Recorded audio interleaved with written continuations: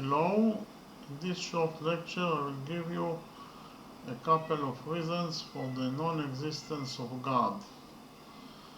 The first reason why God doesn't exist is that because of the fact that God is perfect, so He would have never created such an imperfect world. The second reason for the non-existence of God is that God would have never created the human beings that are capable to do evil, sins and crimes and so on. And we should ask the simple question, why God created the human beings from the beginning? If the answer to that question is that He wanted to put them to the test, then it makes no sense because instead of the human beings, God could have created perfect creatures that will never do any evil, any wrong, any sins or crimes. And in this way, He didn't have to put anyone to the test. And we should also remember that God knows what will happen in the future. So God knew that the human beings will do evil, sins and crimes and so on. So if He knew it, why He created them from the beginning? And therefore we can deduce that God didn't create the world. That is to say, God doesn't exist. Okay? The third reason for the non-existence of God is that God would have never created such a reality where there are so much human sufferings, so much cruelty, so much violence, so much deaths, so much murders, and also so much diseases and wars, and so much poverty and hunger, and so much natural disasters such as earthquakes, floods and hurricanes. Such a bad world would have never been created by God that is defined as a perfect. And for that reason, God doesn't create the world. That is to say, God doesn't exist.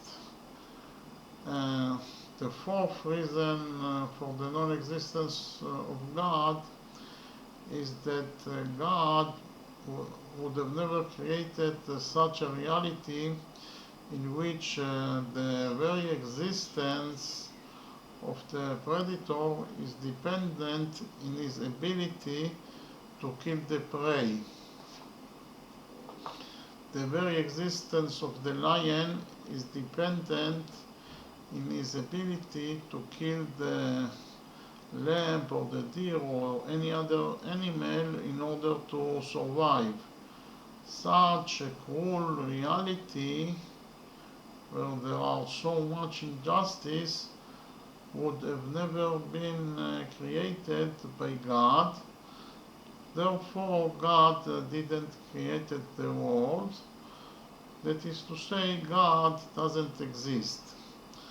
The fifth reason for the non-existence of God is that there are actually three monotheistic religions, and monotheistic is defined as a belief in one God or the oneness of God, and those religions are the Christianity, the Judaism and the Islam, and they are actually contradict each other in their description of how God created the world. And they also don't have the same God. The God of the Christianity is not the same God as the God of the Judaism or the God of the Islam. So because of all those contradictions and differences in the gods, we can deduce that they are not true. They are all false. They are all the invention of the human beings. And God also was created by the human beings. Therefore, God doesn't exist. And the last reason for the non-existence of God is actually a logic reason. We can say that logically it is impossible that such an entity that is omnipotent can exist, or logically it is impossible that such a being that is all power can exist. And I will explain why. Because we can ask the simple question: if God is able to create such a big stone that he himself cannot lift, if the answer to that question is positive, then we can deduce that God is not able to lift the stone that he himself created.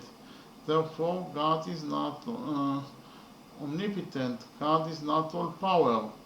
And if the answer to that question is negative, then we can say simply that God is not able to create such a big stone that he himself cannot lift.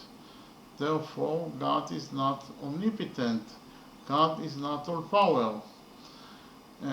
Anyway, from that reason, from that example, we can deduce that such an entity that is omnipotent cannot exist logically, or such a being that is all power logically cannot exist. And therefore, God that is defined as all power cannot exist logically.